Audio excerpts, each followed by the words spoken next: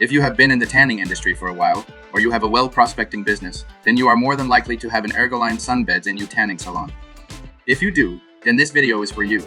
Error E036 is an alert, indicating an issue with the base acrylic of the Ergoline Sunbed. The base acrylic is a crucial component, ensuring user safety and optimal tanning performance. This error typically arises when the base acrylic is not properly closed or secured. When error E036 occurs, the sunbed may not operate as expected, or it may halt operations to prevent any potential safety hazard. The error message serves as a prompt to check the status of the base acrylic. To address error E036, the following steps should be undertaken. Check base acrylic closure. Inspect the base acrylic to ensure it is properly closed. In many cases, the error is triggered simply because the acrylic is not securely latched. If the base acrylic is found to be improperly closed, adjust it so that it fits securely in place. Ensure all latches or securing mechanisms are properly engaged.